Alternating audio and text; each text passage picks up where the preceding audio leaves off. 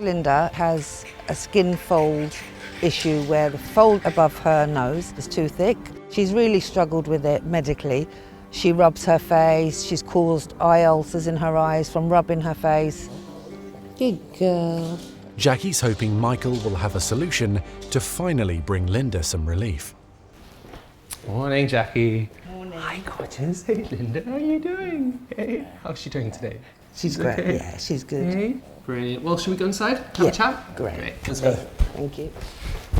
Okay, so how's everything been? Because I know that last time we spoke, we discussed trying to manage the skin fold. What have you been doing to try and keep them clean? So we've been using the pads, Yeah. and we've also been using the eardrops that you gave me, Michael. Yeah, with the antibiotic. With the antibiotic, yeah.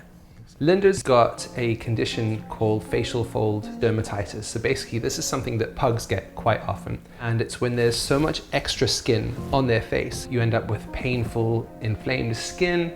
It becomes really itchy. And in Linda's case, she keeps trying to paw at her face because of the irritation. Exactly, and you can see even though we're doing all of that every single day, that skin in there just looks so inflamed and moist, doesn't it? So let's just have a quick look at how deep these skin folds actually are. So I think the main problem that we're seeing is here between the nose and the forehead. And can you see that ulceration and that inflammation there? Yeah. So sometimes surgery is a permanent solution to this problem. The problem with facial fold dermatitis is that you have these layers and layers of skin. It becomes really moist and dirty inside there, and that's the perfect breeding ground for infection. So I basically decided there and then surgery is the best option. And we remove some extra skin to reduce the size of the skin fold, and you eliminate any possible infections from recurring. So what would happen, Michael, if we didn't go ahead with the operation? She would just have a lifetime of constant skin infections, constant irritation. And we know that sometimes it gets so bad with Linda that she really starts pawing at her face and rubbing her face. And that can lead to really dangerous eye ulcers. And there have been numerous pugs that have actually had to have their eyes removed. When deciding to go for surgery, there are several risks involved, especially with all the flat-faced dogs like Linda. Pugs do unfortunately have higher anesthetic risk, and that's just due to their inherent breathing issues. So we never go into this decision lightly.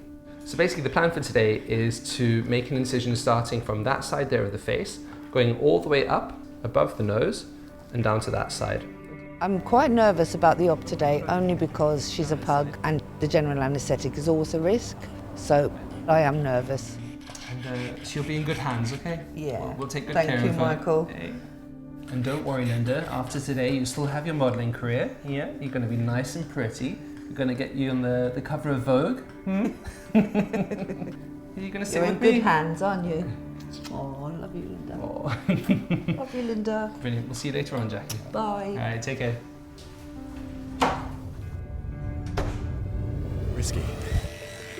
Pugs do unfortunately have higher anesthetic risk, and that's just due to their inherent breathing issues.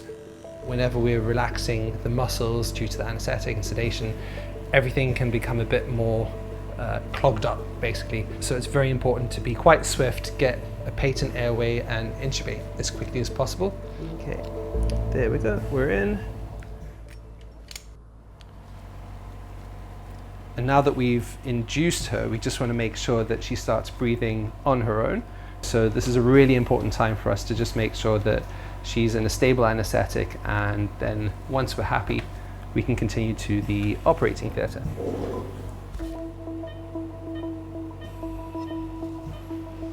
It can be a risky moment when you induce a pet for an anesthetic, because you never know how they're going to react, basically. How's she doing? No, not yet. So we just need to watch her quite closely. Come on, Linda, you can do it. If Linda continues to not breathe, we have to think why this is happening, and sometimes that can be due to her reacting badly to the anesthetic. Something could be going wrong inside, maybe to do with her heart or her lungs. Is her heart rate stable? Yeah. I think she might be taking some small breaths. No, I think she's taking some very shallow ones, isn't she?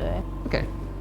Linda's finally taken a breath on her own after a few minutes of quite tense monitoring, so we're both very relieved at this. And if she continues to breathe now, that means we can progress to the procedure.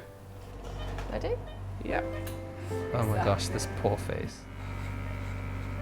It's always quite tricky getting all the hairs and the nooks and crannies of these folds, but we basically have to try and remove as much as possible, because if you don't get rid of bacteria and then you make incisions into the skin, that bacteria can then get in there, and that's when you end up with nasty post-op infections.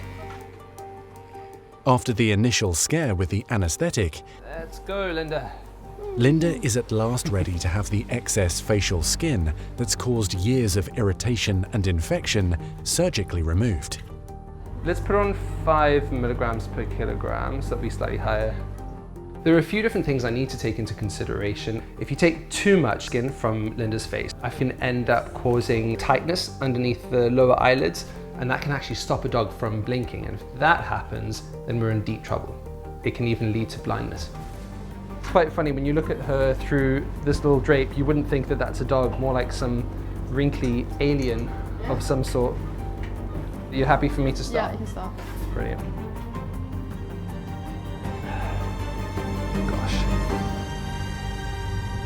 Okay, so that's going down there, and then there, and then the plan is to pull that down to there.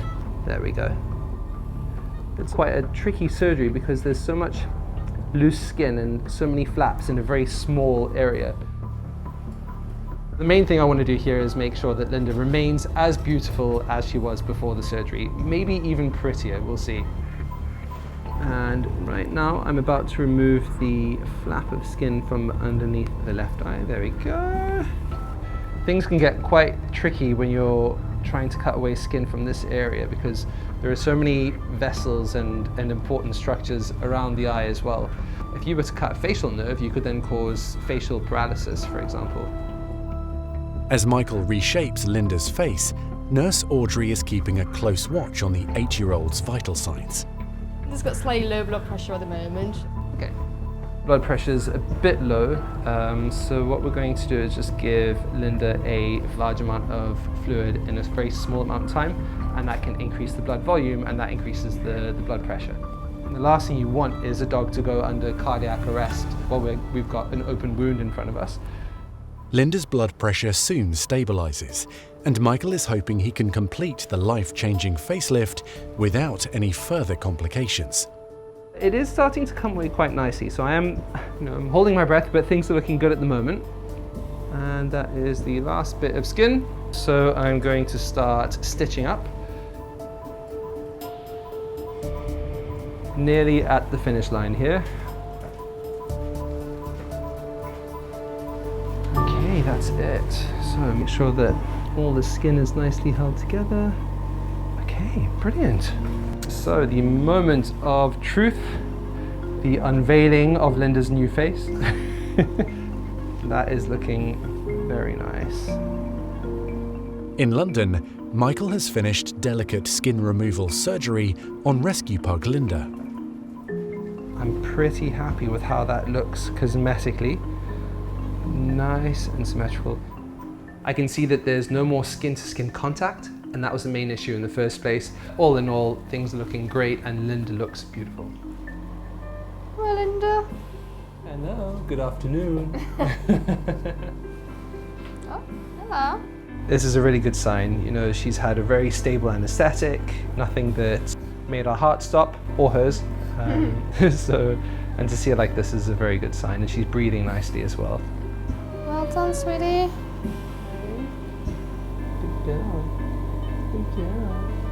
For owner Jackie, it's been an anxious wait, hoping her little girl is finally free from debilitating pain and constant infection. So I've been really nervous the last couple of hours waiting for the call that, the operation went smoothly, everything went well with the anaesthetic. You excited to see your mom? Hey? Yes, you've been such a good girl. Oh, hi Linda. Oh, look at you. You give Mummy a kiss? Oh, brave girl. I'm actually very pleased with how the surgery went. She did have a lot of loose skin. Okay, so what we did was remove just enough so that we can remove any skin-to-skin contact. So you can see here, no skin touches another part. So that means that as things heal, we won't have any more infections. Do you like her haircut? It's great, Michael. Oh. It's always a great feeling when you see pets reunited with their owners, and in this case you can see Linda is just so happy to be back with Jackie. You look good, don't you? Yes, you're going to be a beautiful dog. You look great. Hey, we'll get you modelling again in no time. Huh? Yes. Oh, is that nice? There we go. There. She likes these scratches. Eh? Hopefully plain sailing from here and she'll recover quickly. Yeah. Okay, Linda, have a good recovery. Thanks so much, No Michael. problem. I'll see you soon, okay? Thank you very much. Bye, Jackie. Right, take Bye. care. Bye, Michael. I was so relieved when I picked up Linda. This is going to make a huge difference to her life. She doesn't have to have treatment anymore. She's going to be a happier dog. Good girl, Linda. Good girl. It's been a month since Michael performed skin removal surgery on pug Linda, and life has changed dramatically for the little rescue dog. Good girl, Linda. She no longer suffers from skin irritation and infection, and owner Jackie says she's now pain-free and much happier.